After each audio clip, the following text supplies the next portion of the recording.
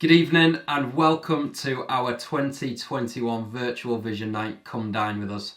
My name is Dan and I'm the Centre Director here for Doncaster Youth for Christ, and it is a privilege of mine to host you and to be hosted by you in your own homes as you cook a delicious two-course meal alongside Chef Karl Taylor. Tonight, while you're cooking, you're going to hear some stories from some of our partner churches and organisations and hear from some young people themselves about some of the work that we do. And my hope this evening is that whether you're on your own cooking or whether you're cooking with other people, my hope is that you just have a really enjoyable evening. I hope that you have a laugh, and I hope that by the end of it you're eating something delicious that you've cooked yourself this evening, and I hope it's not been such a disaster that you're phoning for a takeaway at the end of the night. And so without further ado, I want you to watch this short video which explains a little bit about who we are and what we do, and then it's straight over to Chef Karl in your kitchens.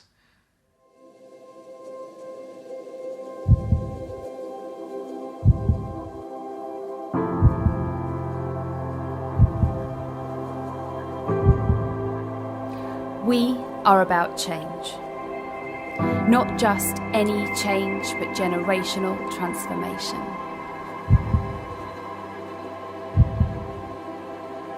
Gen Z, the iGen, or the digital generation. A generation that's connected daily, yet a generation that views social media as the most negative influence on their lives.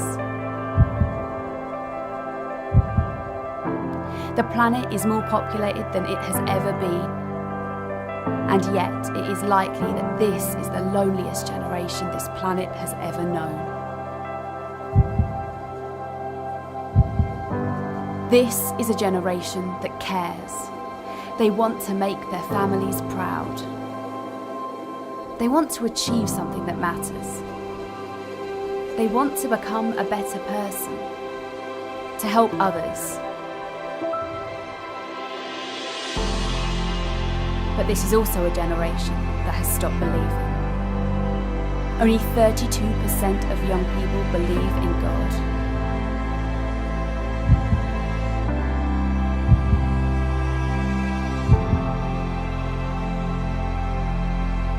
The majority either don't know, don't care, or don't believe.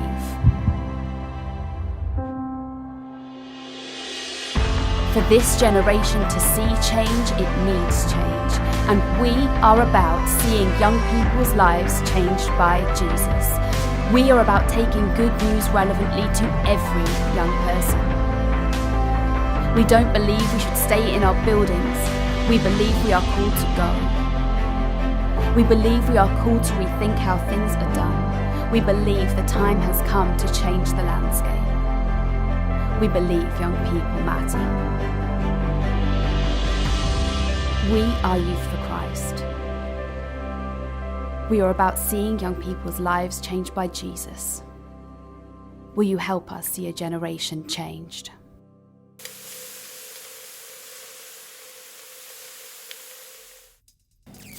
How you doing, guys? So today we've got a special thing for you. We're going to teach you how to cook a couple of dishes that are really easy to make in the home, something that you wouldn't necessarily normally do, but they are easy to make, they're easy to source as in ingredients, and they're absolutely a taste sensation. So without further ado, let's crack on.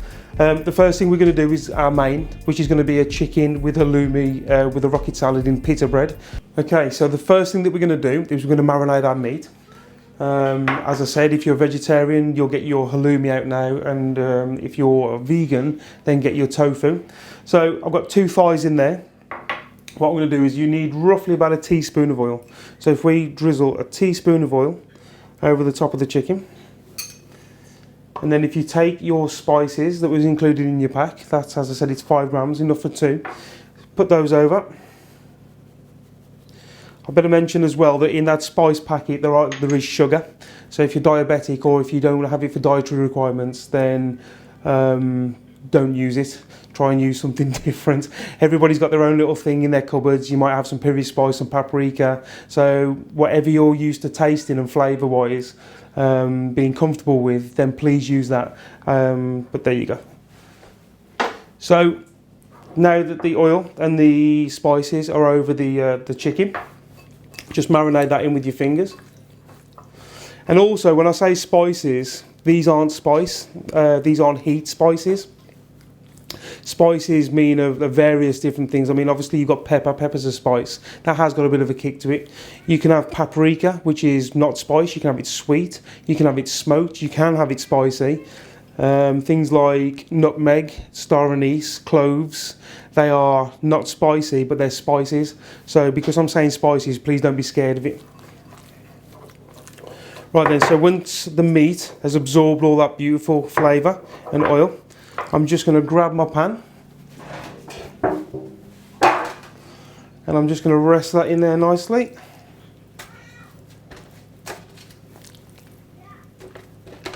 So plenty of room in there. Now, because I want to make a sauce for later, what we're going to do is we're going to incorporate the chicken stock that's going to come out and some other bits and pieces I'm going to put into there as well, and at the end we're going to make a beautiful sauce to drizzle over the top. So chicken thighs in, you need about 70 mils of just water, so we're going to pour that in. Remember that stock cube that I was telling you about, or the stock pot, pop that in there too. And literally that is it. Obviously I'm touching raw chicken, I'll be touching raw ingredients too, and throughout this whole process you should always be washing your hands. Bacteria gets everywhere on all your surfaces on your hands, and then cross-contamination, once you pick something up with your hands it goes to somewhere else, like a knife handle or a pan handle, and then that goes onto somewhere else and it just creates a whole world of mess.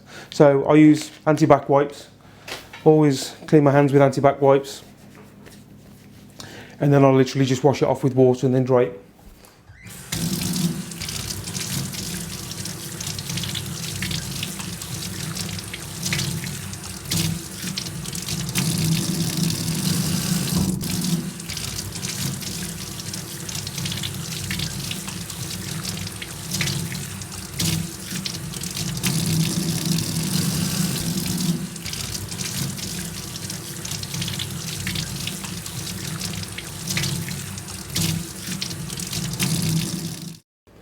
So the next thing that we need to do is we need to cover the chicken completely.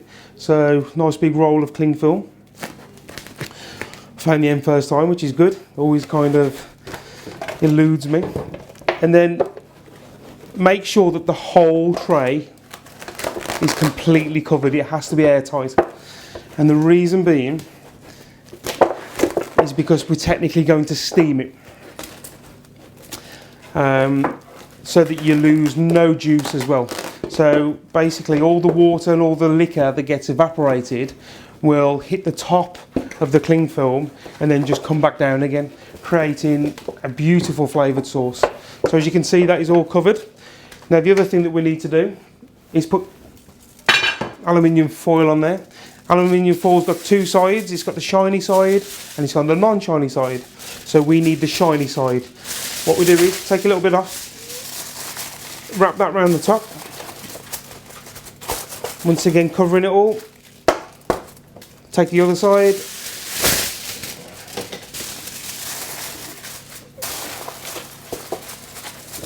and then just make sure the whole of the top is covered, and the shiny side will bounce the heat down and create a little bit more of a steam oven, and it will intensify the cooking process too, because we're going to cook it slow. We need to cook it quite intensely. So what I'll do is now I'll just put this to one side whilst we make the wedges.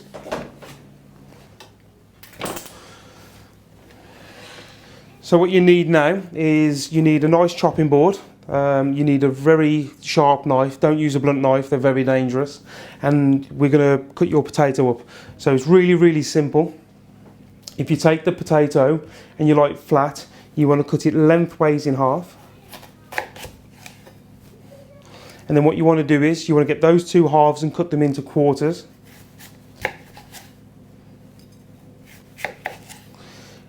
And then you want to get those quarters and cut them into eighths. So be very careful. So obviously when you're using a knife as well, you want to let the knife do all the work. All you're doing is putting a little bit of pressure onto whatever vegetable or meat or anything that you're cooking. So because this has got a rounded bottom, it's not going to stay still. So I put my fingers either side just to steady it.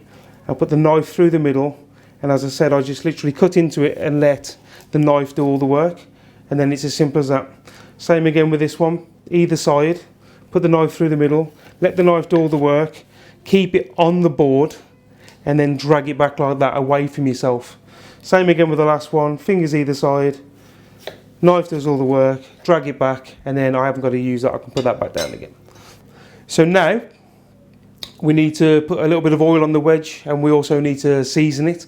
It's a very, very simple process. We're going to use no other spices apart from pepper and salt, and that will just bring out the flavour of the potato. That will go perfectly well with this dish. So what I'll do is I'll pop these into a mixing bowl. Back with your oil again. So there's your olive oil. You want to put a teaspoon, maybe 2, depends. We've put 2 on there, so go with that. Then salt. You can use whatever salt you want. This is granulated salt, it's fine salt. Molten salt is beautiful to use, like flaky salt. You can also use crystallized salt, Himalayan salt, it doesn't matter. It all does the same job, but I like the fine salt. So you literally just want a pinch of that, and then a good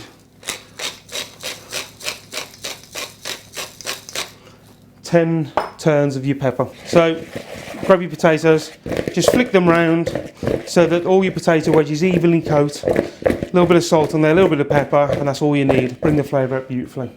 So what we're going to do now is we're going to cook our wedges, and the best technique I've found to cooking wedges is on a flat baking tray with your blade side up. So if I grab my tray,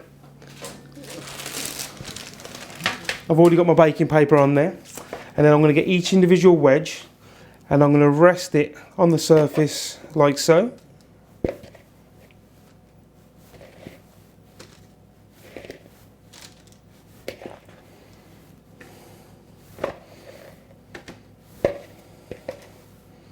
And it's as simple as that. What that will do is that will eliminate it from sticking to any surface, because if you have the potato side down, it technically will stick. If you have it like that, it acts like a baked potato, so your skin surface will never stick to the baking tray, and then you get some beautiful wedges at the end of it. Wash my hands again.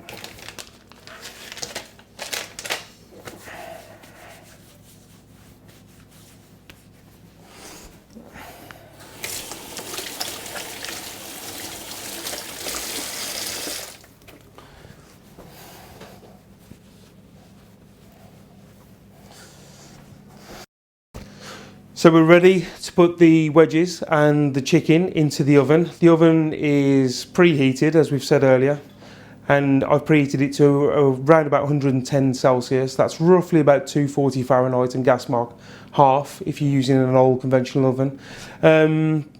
Preheating, it depends if you've got a fan assisted oven or just a standard oven. In a fan assisted oven, you want it on for about 10 minutes beforehand. If you've got an unfan assisted oven, then get it on for about 20 minutes. And then by the time you're ready to pop this in, it'll be at perfect temperature. Right, we'll pop them in there now.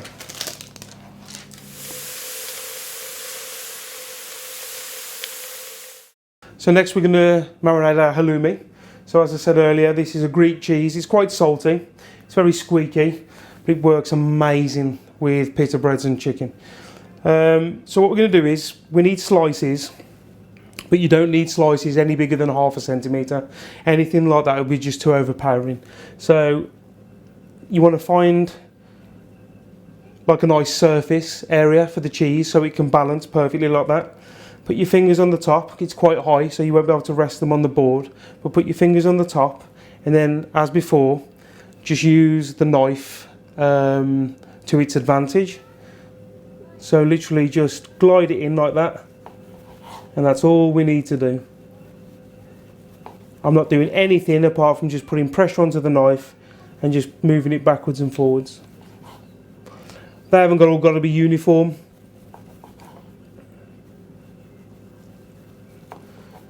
As long as they're a decent size. So there you go.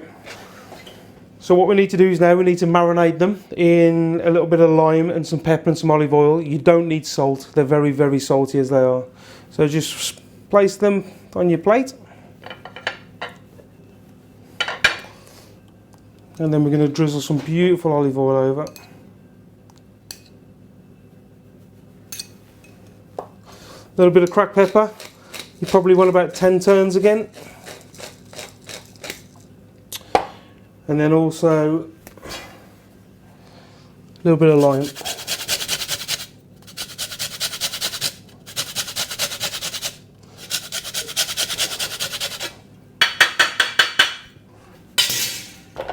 We'll put that to one side, and then when the chicken's ready, we'll be ready to put that on top of the chicken to melt it for later. So I'm just using antibacterial wipes just to clean my surface. You can use sanitizer, don't use bleach. A lot of people have this understanding that you should use bleach to clean your cooking surfaces and stuff, but that's not very good. So just use an antibac or just a sanitizer, that'll be fine.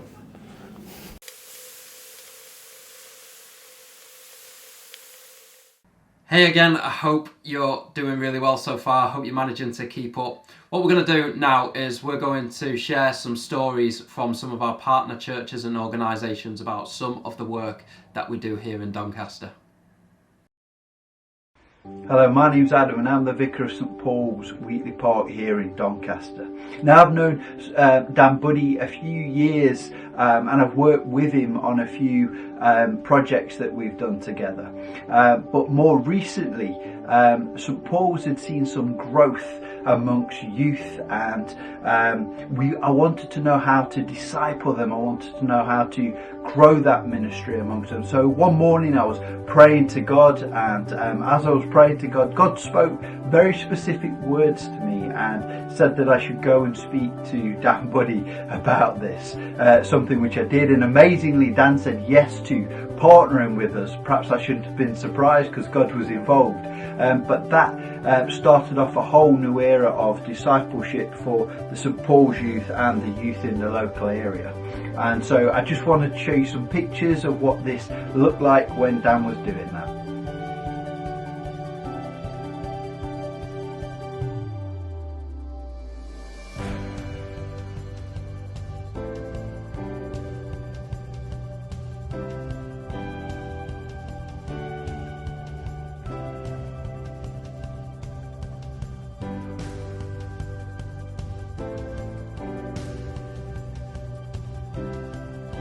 So as you can see, Dan became a key member of our team in discipling and reaching out to the younger people of our local area and working with discipling our youth on Sundays. He really did leave a lasting legacy, and I've got to say we had a lot of fun while we were doing it as well. Eventually though, Dan decided that it was right to step aside, but that provided the pathway for Amy, the Youth for Christ intern here in Doncaster, to step up to the plate, something which she has done amazingly. Amy now works with us on Sundays on our afternoon 3 p.m. service, where she disciples the youth, takes them through biblical engagement, and also during the week with some of our discipleship groups. I've got to say that I cannot imagine a St Paul's without Youth for Christ in some kind of way these days. And they have been key to our mission to get the gospel out to young people and the youth alike. And I just want to say, if you have a chance to work with them or you have a chance to support them, please do that. They're absolutely amazing. Thank you.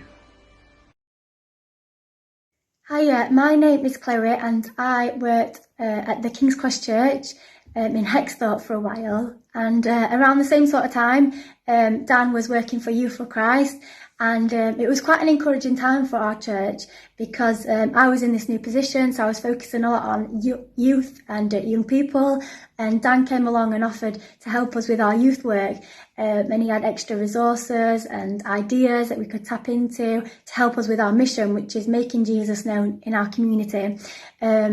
So from that, we started meeting on a Monday night. We had a team of local volunteers and Dan came along with the football cage, and it was a really great night because it was summertime, so we had a lot of young people just hanging around in the park. So we told them to come and play football with us.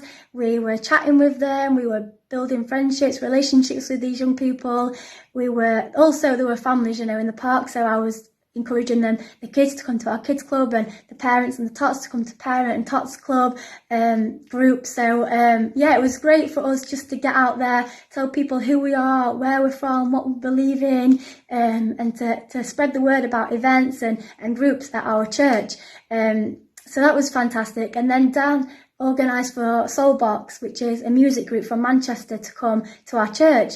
So we asked a lot of the young people we met on a Monday night to come along to that, and that was absolutely phenomenal, and it was so encouraging for our church, because we had it must have been over 100 young people that came to that event, and it was a great way to get the kids from the park into church, and they listened to music, they listened to testimonies, and it was fantastic. And then from that, now it's 2 years on, I think it is, we still see the same young people in the streets, and they chat to us and we encourage them. You know, some of them have come to youth club, some of them have even come to church. They've come to Soul Survivor and Cliff College, which is the youth camps that we went to. And it was just a really fantastic outreach opportunity for us as a church. So teaming up with Dan and Youth for Christ was just a great opportunity for us, just for new ideas, new resources, and just to get the word out there that why we're here and what we're doing.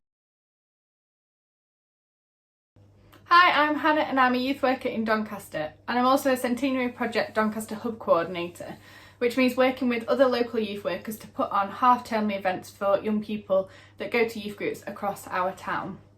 And we've been really blessed by the work of Youth for Christ over the years. We've been able to partner for hub events such as an American one using the American mission team, and one with Chip Kendall. Dan has also regularly spoke at these events and spoken at our Doncaster Youth Workers Breakfast, and has just been a huge support in all the events and all the kind of on the ground youth groups that we all do. We've also been able to access resources through Youth for Christ that we otherwise wouldn't, such as the football cage. And we've also been able to take young people to their specific events, such as Amongst Wolves and Chip Kendall in Thorn. Youth for Christ has been such a blessing for all of us across the town, for us as youth workers in supporting and resourcing our work, but also the impact that they're having on young people across the town.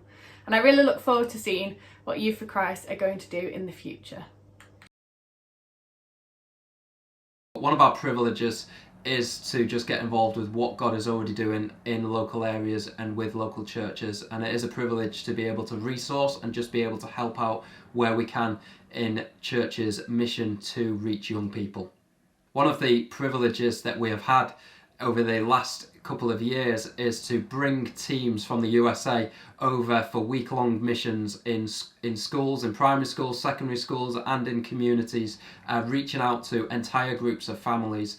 And so we're going to switch over to some of their stories of how they found it in Doncaster last year. Hey, what's up, everybody? My name is Mike Taylor. I'm the Executive Director of UK USA Ministries. And I just want to say it's been an incredible blessing and joy for us to partner with Daniel and Doncaster Youth for Christ these last few years. I'm actually in the US right now because we're over here because of COVID. But we really are looking forward to coming back and serving alongside Daniel and the team there. They're doing amazing work in schools, partnering with churches. It's our dream to continue to invest in Doncaster Youth for Christ and the ministry there, to continue to send teams across to serve side by side with you guys, to make much of Jesus, to reach a new generation there in the United Kingdom. And Daniel and his team so instrumental in that ongoing work. And so I just want to encourage you guys as you guys, pray through the days to come, really be a blessing for you to continue to support Doncaster Youth for Christ and the work they've got going on there.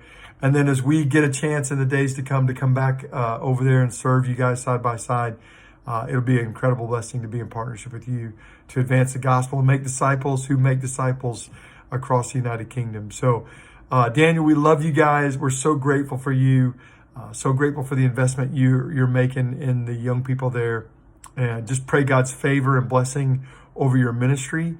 And as you look to the days to come, man, we're praying for just an incredible outpouring of God's goodness and provision and just supernatural provision for your ministry. So bless you, man. God bless you. Take care. Hey everyone, my name is Simon Keyser. I am the team leader for a Christian school here in Texas, and we got to bring over a group of 22 to serve with Daniel this past year. Yes, we were the group that was here as COVID hit around the world. But man, what an incredible week that we had spending time in Doncaster.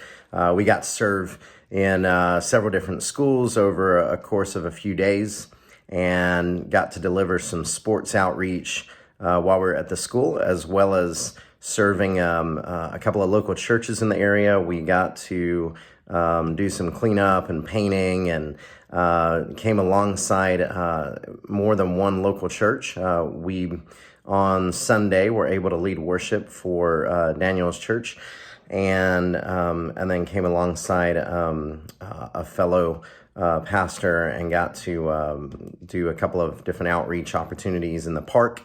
And man, just thinking back to those days and all that we got to be a part of, we just felt like we were part of an ongoing story that was already happening in schools, that was already happening in the local outreaches in parks, and coming alongside the local church. One of the most impactful moments that we got to have was when midweek there was a prayer gathering that happened that we were a part of, where we really just called the community to come and gather with us. And so representatives from several different churches were there, different age groups, and man, we had an absolutely incredible night together, just being a part of what God, we believe, was not the event before the event, but it was the event. It was a prayer service, and man, we had a great time as a team. We will definitely be bringing our team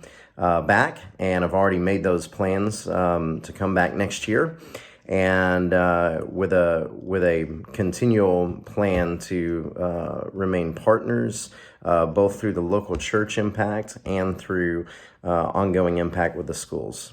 For me personally, man, one of the most impactful moments I had was getting to sit down with a student at one of the schools that we served and just listen to his story of finding himself very alone as one of the only followers of Jesus in his school. And anyway, we were absolutely blessed. We can't wait to be back. I would encourage any groups that are thinking about going to go and see and experience and taste all that God is doing in the UK. There is really very few opportunities that are better organized and better received than what we got to do with Daniel and his team in Doncaster. So highly recommend. Hope you get to experience everything that we got to experience as a team. God bless. Hi, I'm Allie, and I'm from Texas. And last spring break, which seems like so long ago now, I got the opportunity to visit Doncaster with my school. I met Dan, and we quickly got to work in the schools in the surrounding areas. We got to play football. We got to talk to the kids and just build relationships just in the short couple days that I was there. I got to work in 2 of the churches, just leading worship and cleaning and painting, working in children's and youth ministry, which was a big blessing, just talking and bonding with them. Looking back on my time in Doncaster, I can't help but feel encouraged by the community that was provided. It was such a blessing to see God work through the lives of so many people already there. So many of the relationships that I came to Doncaster with were strengthened, and I made so many new friendships with probably some of the people watching this video, and I still check in with them every now and then. And Doncaster is just a great place. When I got there, I immediately noticed that there was something different about the people. It's not like American Christianity where you can say you're a Christian and act completely different, and your actions don't show that. There was something different about the Christians in Doncaster, and you could actually tell that they were on fire for Jesus, which was encouraging for me and my classmates, just the people around me. I would jump at the chance to be back in Doncaster right now. We had a prayer gathering one night in Doncaster, and I had felt the Lord telling me that I was going to serve in Doncaster for missions, whether it be living there permanently or just periodically. And I cannot wait to be back and to see what's going on in the lives of all of you in Doncaster right now, and I'm just praying for all of you. Can't wait to be back. Hope y'all are doing well. Hey guys, Rusty here. Just want to reach out and say, hey, miss you guys. Loved getting over there and meeting y'all. Loved bringing my son over there to come over there and share the gospel inside of your schools. Can't wait to partner with you again, maybe next year. I got to say that as a parent and as a believer, it meant the world to me to be able to go over to a different place, to see where we could make an impact as believers inside the schools, working side by side with you guys. Dan, I think you're doing an amazing job, and just wish you the best. Love you guys and can't wait to see you soon. Bye-bye. We are in talks with UK USA Ministries at the moment about bringing 3 teams over in 2022. 3 teams, 3 weeks, 3 different areas. And so if you are a church leader or a local ministry leader, then I'd love to have a conversation with you about the process and what that looks like to potentially have a team in 2022 to reach children, young people and families. And so if you are interested and you'd like to get in touch, then please email hello@doncaster.yfc.co.uk. We are going to head right over to Chef Karl now, where you're going to cook the next part of your meal. So now that our main is in the oven, what we're going to do is we're going to get the dessert done. I'll just bring all the stuff over. So with the dessert, it's really, really simple. We're going to be doing a chocolate mousse. So we need eggs. We're going to use some double cream, some sugar, and then also some chocolate. So it's only 4 things that we're going to be using to make this chocolate mousse. It's a little bit technical in places, but it's completely fine. It's really easy to do.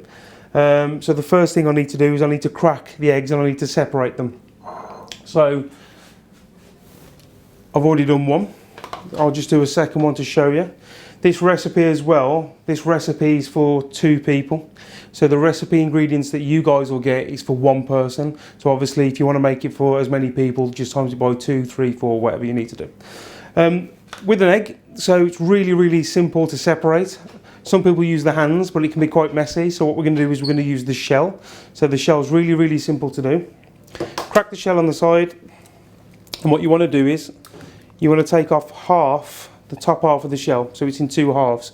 So if you keep pouring the yolk into the opposite shell, you can see the white or the albumen being separated.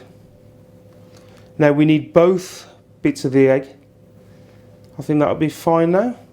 And then when I've done that, I'm going to pop the yolk into where the other yolk is, and then I'm going to put the other white into the other white.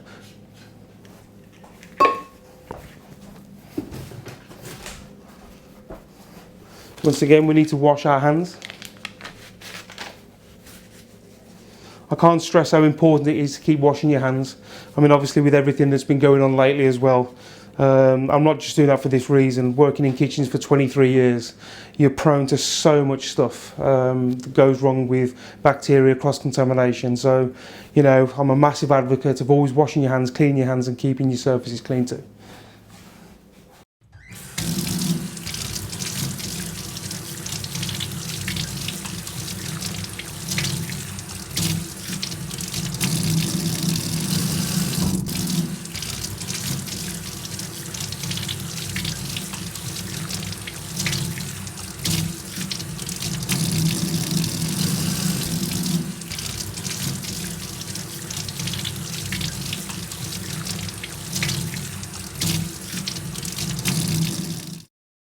So you can see that we've got the eggs separated, we've got our cream already weighed out, our chocolate already weighed out, and our sugar weighed out. Now, we need to melt the chocolate. So melting the chocolate, in the olden days you would get a glass bowl over some simmering water and you would melt it that way, but you don't need to do that. You can pop it in the microwave, and what you need to do is you just need to do short bursts of say 20 seconds, 20 seconds, and then another 20 seconds, and it will melt it absolutely perfectly. So I'm just going to pop that into the microwave.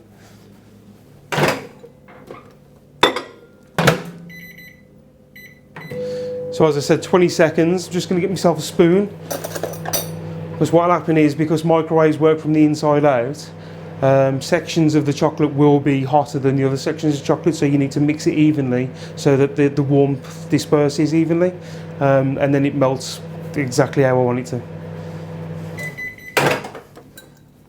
So it's started to go. Another 20 seconds and then we'll be ready to rock and roll, I think.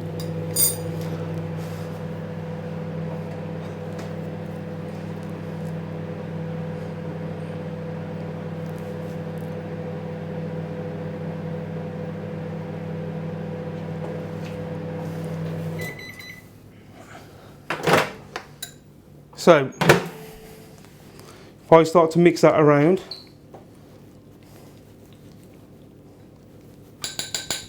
it is a bit messy, but that's fine. Just work with it. If you keep working it, as I said, the heat will disperse evenly. And then you can get it into a soft, gooey mixture.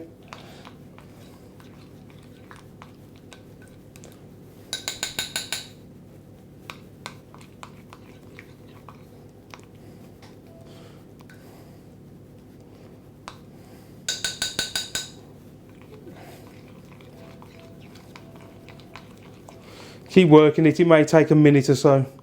Or you can just pop it back into the microwave for about another 20 seconds. Just don't burn it. Right, what I'm going to do is I am going to put it into the mic for another 10 seconds.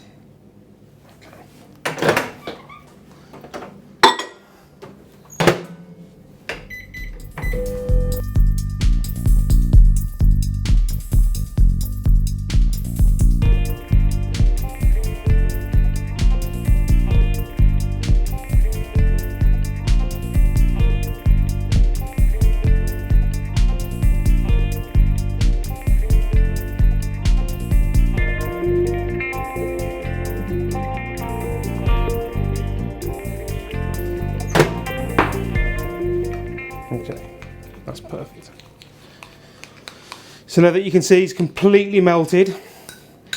So the other side to this is we kind of need to cool it back again, because if you add that into the mixture, it will just melt the whole thing and it will collapse, it won't work.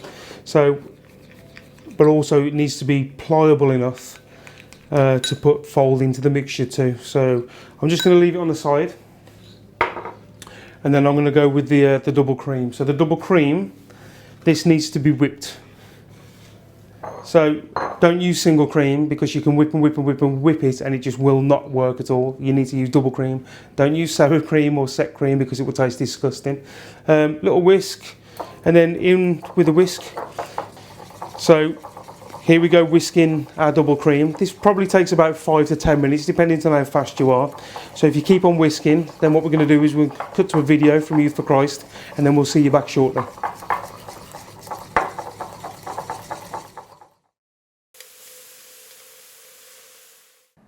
One of the great things about being a local Youth for Christ centre is that we get to tap into the great wealth of resource and knowledge and expertise that National Youth for Christ offer the country. And so while you're whisking, we are going to switch to a little video from the Saints, who are one of Youth for Christ's touring bands.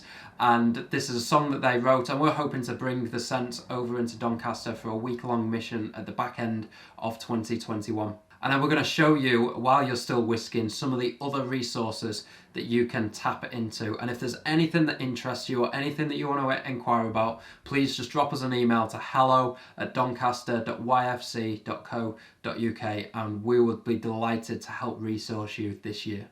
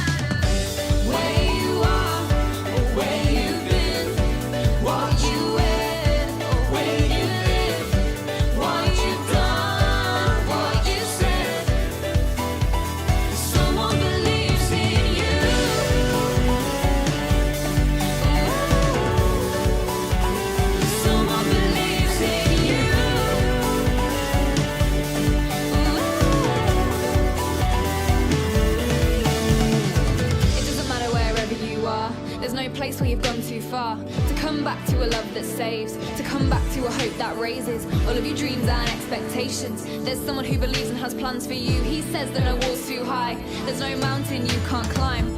Whatever it is, whatever you do, only listen to the truth, that you can do whatever he asks of you. Make a difference, share your view, those goals, you can reach them. Just believe in him who sees them. Work hard, no fear, less hate, more faith. You can start today, don't wait. Where you are, where you've been, what you will. Someone believes in you. What you've done, what you said. Someone believes in you. Where you are, where you've been, what you will. Someone believes in you. What you've done, what you said. Someone believes in you. It doesn't matter wherever you are, there's no place where you've gone too far. To come back to a love that saves. Someone believes in you. All of your dreams and expectations. There's someone who believes and has plans for you. Someone believes in you.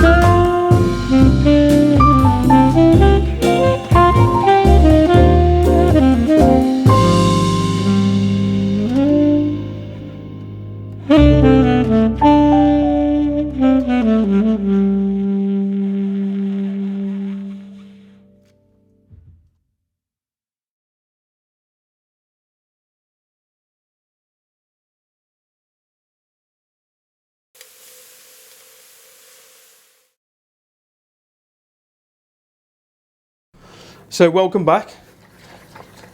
As you can see, I'm just finishing my whipped cream. You want it kind of stiff, but you don't want it overworked and too stiff. So if you can see trails behind it and it's sticking to the side of the bowl, then that's perfect. Okay. So what we're going to do is, remember those egg yolks that we had from earlier, that we separated? We're going to pop those into the cream. And yes, it is raw egg, but you're completely fine. And we're also going to put the sugar in as well. So we pop the sugar in, put the egg yolks in, and then we're going to just incorporate that into the mix.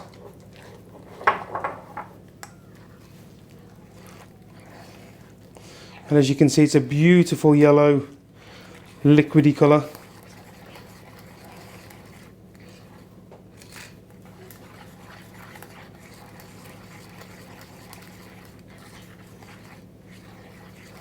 So once you've done that and you've incorporated all that into it, you're going to take your spatula that you've just been given. This is mine, Uni. And then we're going to incorporate the melted chocolate.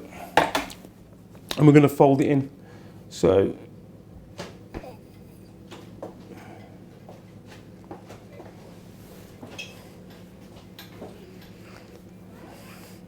make sure you don't waste any of the chocolate. Sacrilege if you do. And then literally just fold that into the mix. I was always taught to do it like a figure of 8. So it really incorporates all of the ingredients together.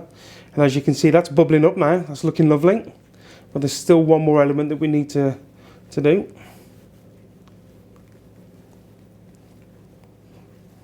So what I'm going to do is I'm going to pop that into the fridge. And I'm just going to wash up my spatula because you'll need it again.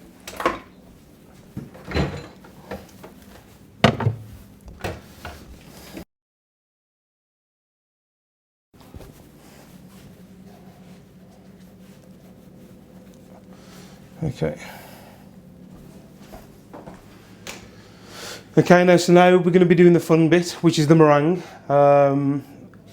So we're going to get our electric whisk. I have a double electric whisk, but you only need one side. There we go, we got there in the end.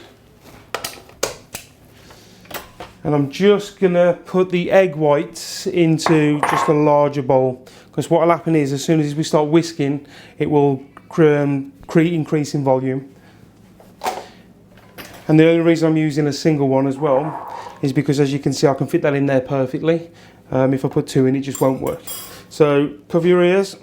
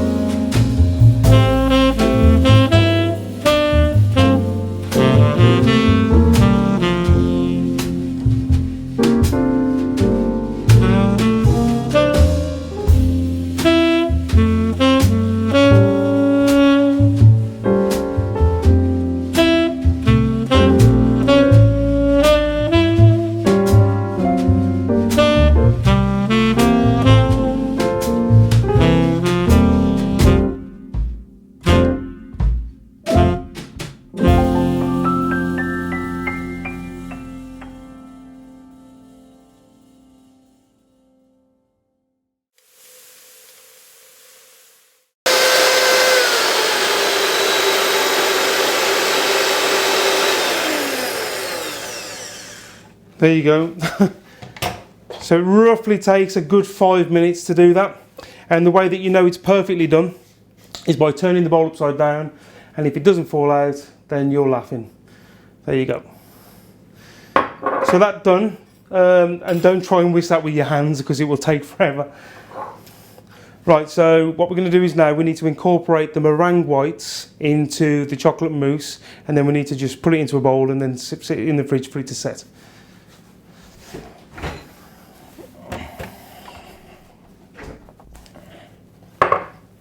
So, there you go.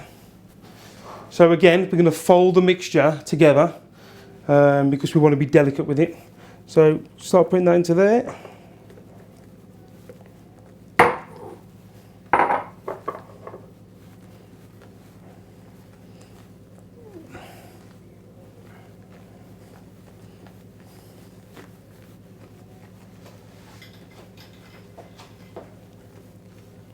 So what this will do is, as soon as the meringue starts hitting the chocolate, it will create it to kind of bubble up and mousse up. And then, as I said, when it sets, you'll get the best tasting mousse that you've ever tried. You could do this with any chocolate as well. So I've used Cadbury's, the dark milk chocolate, which is a mixture of milk and light chocolate. But if you wanted to try something different, you could use Oreo chocolate. You could use Terry's chocolate orange. Depends what flavour you want in there, really, to be honest with you. You could use a mint chocolate and have a mint chocolate mousse. I'm sure whatever you want to use, it will be delicious. Be careful. This is for 2 people or 1 person if you're me. It depends how hungry I am and how much you want to eat. Sometimes this could be for 3 people. There's some people out there that don't eat as much. So the recipe that we've given you, as I said, is for 1 person technically. Right, so now that that's done, you can serve this any particular way you want. I like to put them in little tumblers. I think they look really cool. So I'm going to grab myself a spoon and then just be careful. Try and aim it. If you pick it up and aim it at the middle of the glass, then it'll just look neater for when you want to serve it.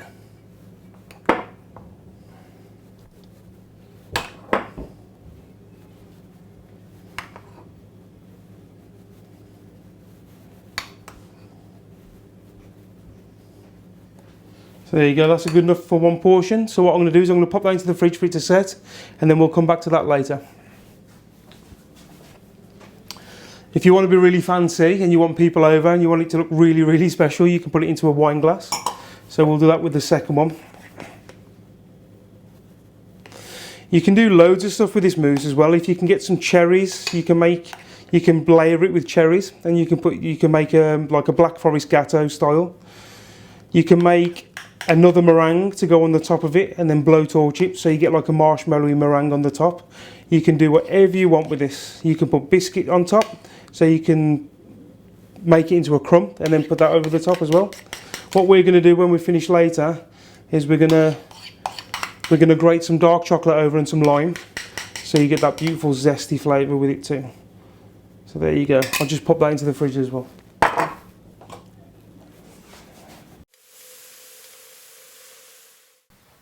Hi, I'm Annie and I'm 15 years old. I've known Dan and Amy from Youth for Christ for about 3 years. Before lockdown, Dan and Amy led worship at my church. They gave me the opportunity to sing with them. Now I've been doing it about a year and I wouldn't have been able to do it without them. So when I was doubting my faith and having lots of fears, Dan and Amy would always help me with in quarantine, through like Zooming and playing games or even talking about the Bible and reading it. They've invited me to many events that have developed my faith, and they've always made me feel welcome. They're always there to talk to and pray with, and my faith has grown because of them. Hi, my name is Jack and this is what Youth for Christ has done in my life. So in February I became a Christian, and at this point in time I had absolutely no idea what I was going to do. I don't know how to build a relationship with God. I didn't really know what to do really. So the Youth for Christ really helped me to take the next step onto becoming a Christian. So it started off with something as simple as just like sitting down, talking with me, going through all my concerns and questions and everything like that, really helping me to bridge the gap between becoming surrendering my life to God basically. So it started out with a Bible plan, and it really helped me to develop my sort of relationship with God, really understanding of the whole situation with it, until it built a passionate with God. It sort of like led me onto this like more intimate relationship with God. And so I got to the point where I wanted to understand more about the Bible, and I started getting an interest in like Greek and Hebrew, etc.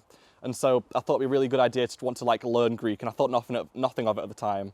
And I was like, okay, I mentioned it to them. I was like, oh, I thought it'd be a really cool idea for me to, you know, try out Greek, to learn it, see what it would be like. And without hesitation, they paid for the course, and it was honestly a great experience for me to learn all of that. And after that, I just found it really helpful to have someone there to sort of talk to about all my concerns, as I mentioned previously. And it's just really I feel like it's a really good thing to have, especially when you're like a young Christian like me and not really unsure of what to do and not really having that entire like, role models around me to be able to look to for this. And I feel like Youth for Christ is a really good output for me to be able to, you know, learn about all this stuff perfectly and the correct way to go about it. So I'm the only Christian at my school and in my group of friends, and so it's kind of hard for me to connect with people on that sort of level at my age. And it's really great to be able to have a small group that I'm like a part of in my church.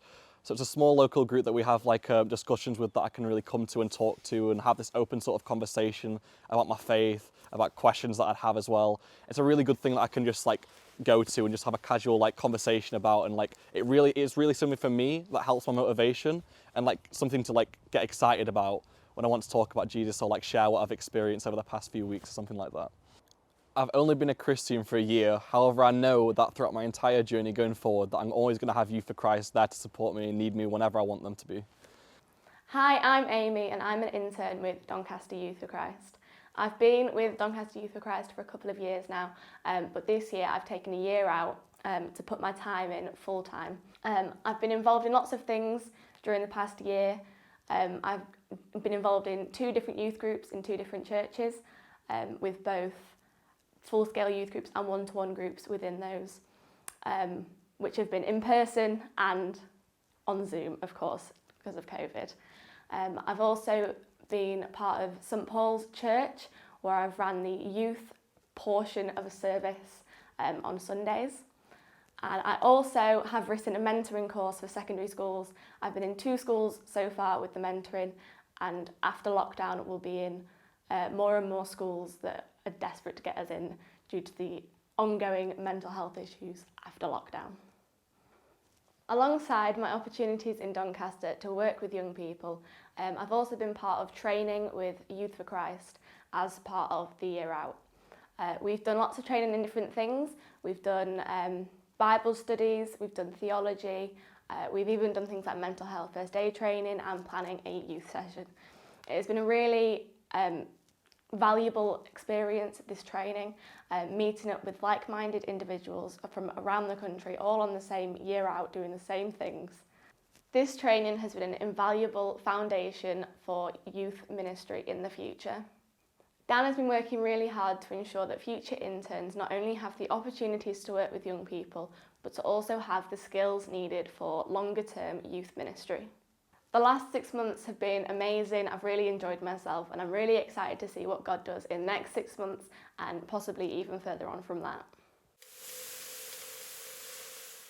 I hope that this evening you have understood a little bit about who we are and what we do, but I hope that you've also captured a little bit of the heart behind why we do what we do too, which is to see young people's lives changed by Jesus, to give every young person the opportunity to hear the gospel, to respond and be discipled in their local area. And so in 2021, you are going to continue to see us do a lot of the same things that we've done in previous years. We will continue to walk alongside and journey alongside young people wherever their faith is at, and we will continue to resource and help churches the best we can in their mission to young people. But also this year, we're going to have a particular emphasis on training. One thing that Doncaster Youth for Christ has never been in short supply of is opportunity to work with young people. But the fact is there is more to do than we can actually fulfill ourselves, which is why training is going to become a particular emphasis of ours this year while we continue to do everything that we do. We're going to focus our training into 3 areas this year. The first area that we are focusing our training into this year is developing our internship program. It's been a joy and a delight to work with Amy this year as our first intern, who was a little bit of a guinea pig, we have to admit. But we are now expanding our internship program, and we have one person signed up already, and we're hoping for another one, possibly two more interns who will be trained, equipped and resourced to work with young people, and who will work with some of the churches that we're working with here and will help us expand the work that we're doing. The second area that we are focusing our training on this year is new and existing youth workers in order to help them become fully equipped, confident and competent youth workers across our town. That means that where we have developed detached work and youth groups in order to reach young people, these places will become training hubs to be places where people could come and volunteer for a couple of hours each week and be given opportunity and be given a mentor to walk alongside and to help them develop in their ability to work with young people. We are working with National Youth for Christ and some other organisations in order to create resources that will help people create new youth work in their area so they can be trained theoretically while also being given the opportunity to work alongside us and to be developed, equipped and then sent back out into their local area. The third area that we are focusing our training this year is with young people themselves. We want to inspire, equip and send out young people to share their faith with confidence and expectation that they too can see young people's lives changed by Jesus themselves. In order to do this, we are currently creating an evangelism course that young people will take part of in a small group and inspire one another and encourage one another and pray together and help each other on this journey. We're going to start off by piloting this with 10 young people, and then we will increase this as we feel that it's going well. Doncaster Youth for Christ is an organisation of local missionaries, but if we're going to fulfil our vision of seeing every young person have an opportunity to hear the gospel, respond and be discipled, we can no longer stay an organisation of missionaries. We must be an organisation of missionaries creating missionaries. So we want to inspire and train and equip the masses to confidently share Jesus with other people. In order to do everything that we feel that God is calling us to do this year, we can't do it alone. We need partners. Our partners are simply people who walk alongside us and encourage us in our journey. And they're also people who will talk really well about us to other churches and other organisations, who will promote our resources and promote the things that we're doing. But partners are also people who give financially to the work that we're doing. As a priority, in order to see everything that we want to see this year, we need to raise our monthly support from £500 a month to at least £700 a month. One intern alone this year will cost us around £1,500 and we're hoping for two. We're hoping to bring the Saints over for a week-long mission trip with young people, which will cost us at least £500 for that week. If there is something within you this evening that is connected with you, if there's something within you that's just resonated or something within you that's just said, like, yes, we want to be a part of this, then I want to invite you this evening to become a partner of Doncaster Youth for Christ. And you could do this in a number of ways. On the screen is going to come up our bank details, and you can choose to give a monthly donation or you could choose to give a one-off donation to our work. You can either scan the QR code, which will take you straight to the donate page on our website, or you can type it in and go to www.doncaster.yfc.co.uk/donate. We need your partnership in order to see everything that we believe that God is calling us to do this year. And so right now we're going to take a few moments for you to respond and become a partner.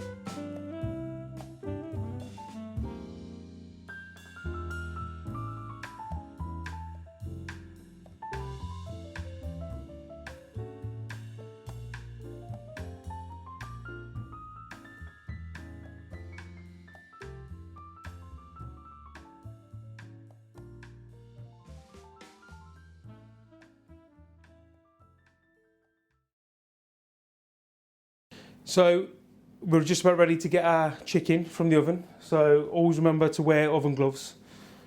Just be as safe as possible. The last thing you want to be doing is burning yourself. So into the oven, chicken out. Now also be careful with the way that you take this off, because it's full of steam, and one of the worst burns you can have is a steam burn, a scald.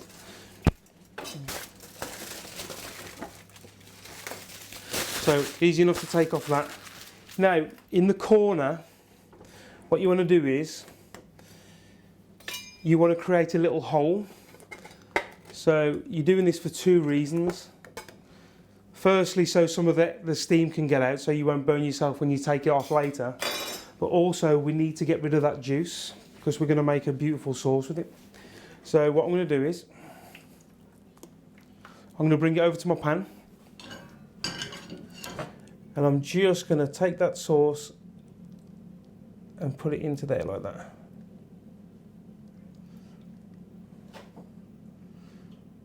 So there you go, I haven't wasted any of the sauce, and we'll just leave that there a second. Now, you can peel it back. I mean, I have got asbestos fingers. I've been working in kitchens for 23 years. But just be careful, guys. Right, so as you can see, my two chicken thighs are cooked. And what I need to do is I need to put some of that beautiful halloumi that we prepared earlier. And I'm just going to put a piece on each.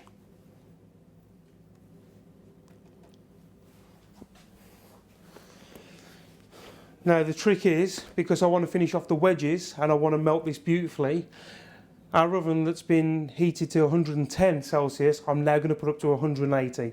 So it gives a bit more of a fierce burn and it melts it quicker. So I'm going to turn that to 180. You don't necessarily need to preheat it. And then we'll pop that in the oven. Right, so whilst that's going on, we're going to make our sauce. So as you can see now, I've got my sauce on in a pan. There's not much there, but you don't need much. Because of the sugar content, when it starts reducing, it will go all syrupy. But what we're going to do while it's going syrupy is we're going to add some butter, and that will emulsify the sauce into a more creamy sauce, a bit more of a luxury sauce. So I'm just waiting for it to bubble up now. So don't add your butter until it's properly boiling, because the oil will split from it and it will just be a catastrophe.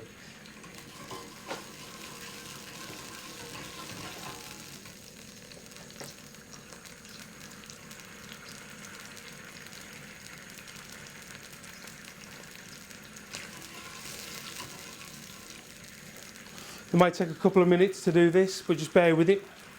But the trick is knowing when to pull it off the hob. So if you can see that now, you can see the bubbles are quite bubbly. So it's almost like water boiling, but as it reduces it will go more sticky, and then the bubbles become more and more intense. You can see it.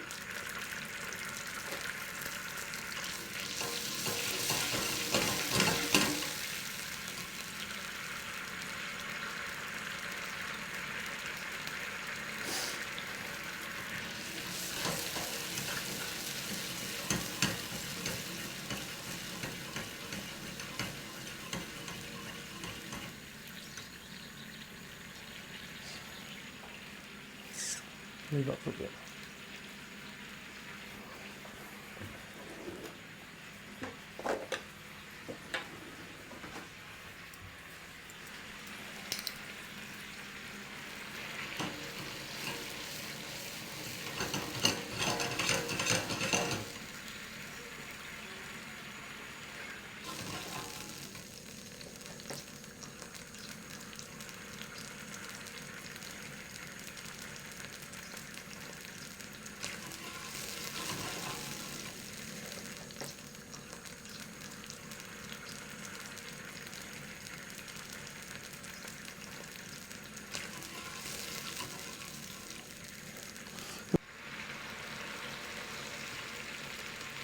Oh.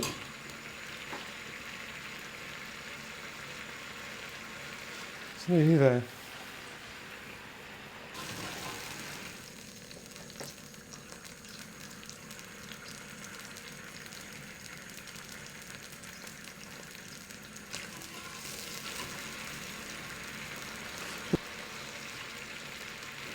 Oh. So as the liquor reduces down, you can see it's going a little bit more caramelly, a little bit more liquid, the bubbles are getting more ferocious. So right about there now, if you take that off, it's a lot more sticky. It's almost like going into a jam-like consistency. So we're going to keep it going. And then in here, you get your 25 grams of butter. And I'm just going to pop that into there like that. Keep moving it around.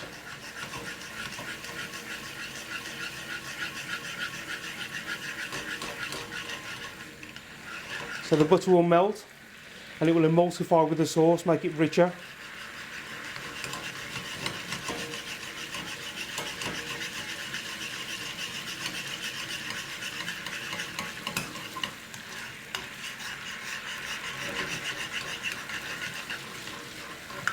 And then when you're making any kind of sauce, the most important thing is obviously to taste it.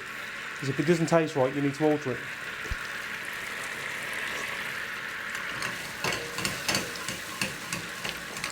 Wow, that's perfect.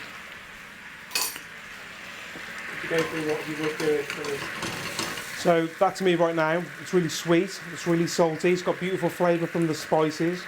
You can also taste the chicken in there too, because the juices come out. And the veg stock just gives it that little bit of freshness, that little bit of earthiness that you need in this kind of sauce. If it was lacking in any of that, I'll probably add just a little bit more water in there, a little bit more salt, even a squeeze of lemon juice just to, just to bring it back if it's too salty. And that for me now, that's done. So as you can see, nice and sticky. And also you want the consistency to be sticky because we're going to put it over the chicken as well, into the pita bread, and you don't want all that falling out of your sandwich. Cool. Now that the sauce is done, the chicken's nearly there with the wedges, we need to get our final thing, which is our pita bread. Just pop it in the toaster. So we'll pop that in there. Your pita bread's in the toaster, obviously a little bit will be poking at the top because they're quite long. So put it in there for 3/4 of the time that you normally would with a piece of bread. Take it out, then turn it over, and then finish the rest off the flip side down, and then it will be perfectly cooked evenly. We also need to dress our rocket. You don't need to, but it's just better. It's better quality if you dress it. You need it to have some of that nice, beautiful oils on there, so it like really reflects on the whole thing. So I've chosen rocket today. Rocket is very, very simple. It's crunchy, and it's also got a beautiful peppery texture as well. So it kind of adds a little bit more flavour into the dish, but it's beautiful. So I always use that. Olive oil. So sprinkling of olive oil. And then just literally just mix it around in your hands and your fingers.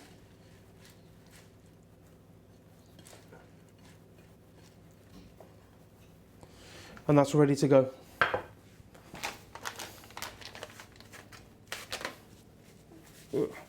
So again, even though I've washed my hands several times, wash your hands again. Make sure that you're safe at all times.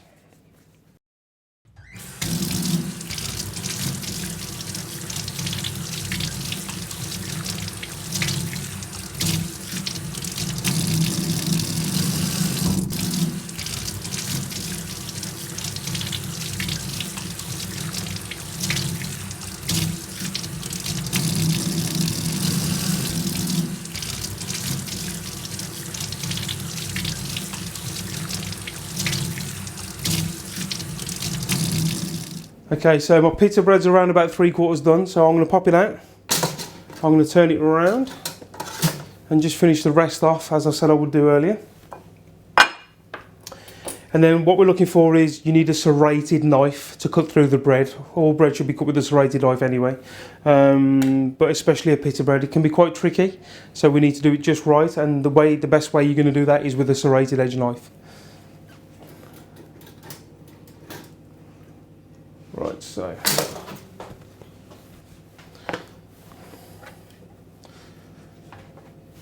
I've just got my pita bread from the toaster. It is red hot, so you have to be careful. I'm literally just going to put it there to cool down for a second, because what will happen is, because the pita bread is like a pocket, as soon as you cut into it, that steam will come out again, and you've just got to be careful. So be careful with that. So we're just about ready now to get our chicken and our wedges from the oven. So once again, get yourself an oven glove. Open the door and be careful.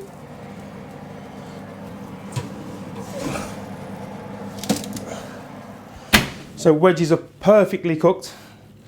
They should be really soft because we cooked them slowly for an hour, and then that last little blast will just crunch up the edges perfectly. So we'll just leave these over here just to cool down, and then we'll get our chicken from the oven. So as you can see, the halloumi's melted over the top. Absolutely beautiful. Now we need to get our pita breads ready.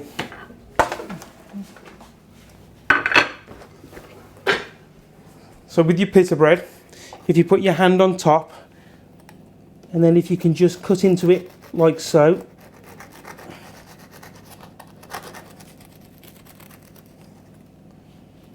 There we go. So you can see the steam coming out of that. It's very, very hot as we speak.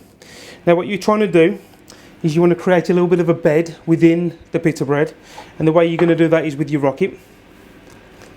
And what also this will do is it will catch all that beautiful excess sauce that drips off the top as well.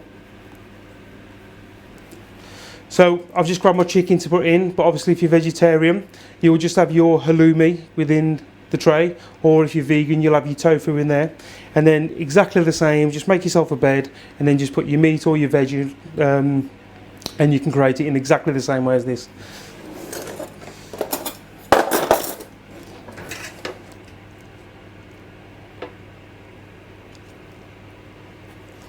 So as you can see, one fits perfectly. And then what I'm going to do is I'm just going to go and grab that little bit of sauce that we'd made earlier, and I will do it with this hand actually. And then I'm just going to tip it in like that. You see the consistency, almost caramel like. And then on top of that, a few more bits of rocket salad, and then we're ready to plate it up.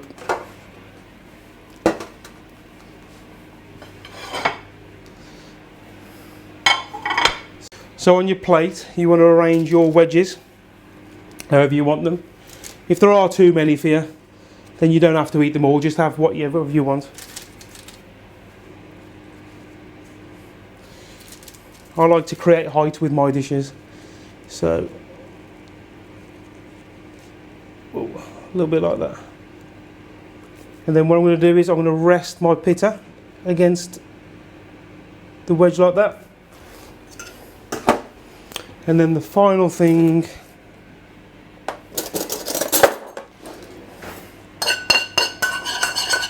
take a little bit more of that and just put it over your wedges. That's the sauce from earlier.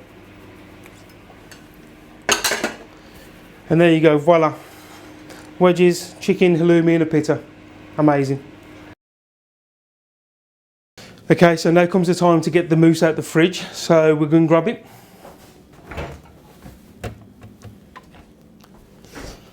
And then just as a little extra special thing to go on top, what we're going to do is going to grate a little bit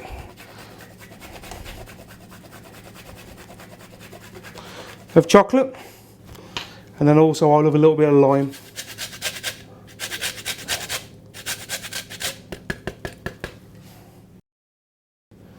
So there you go guys, chocolate mousse made from scratch, the final part of your meal. I hope you've enjoyed everything today, and I really thank you for tuning in. It's been great. I've loved hanging about with you, and I hope you've also learned a lot about the work that Youth for Christ are doing to see young people's lives changed by Jesus. Right now I'm going to go and enjoy this, but thanks again. Take care. If this is your first time connecting with anything that we've done before, then please drop us an email to hello@doncaster.yfc.co.uk and just let us know how you've enjoyed the evening. What we're going to do is we have just selected some music for you, and you can either switch the video off right now and enjoy your meal, or you could just keep the video playing and just let the ambient music play in the background. Thank you very much for all your support. Thank you for joining in tonight. I hope you really have enjoyed it, and we will see you soon.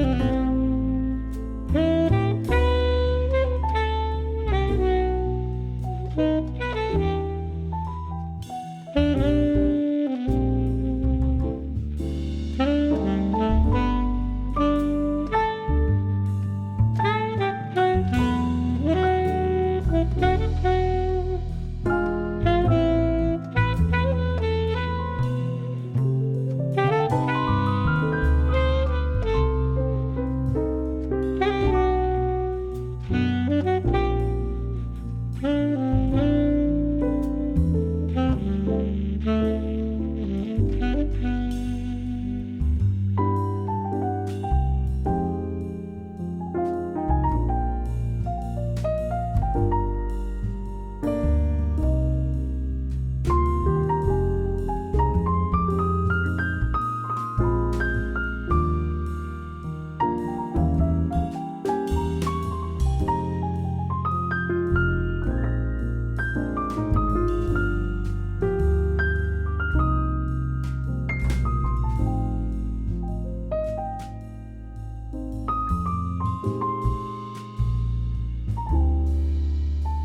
Thank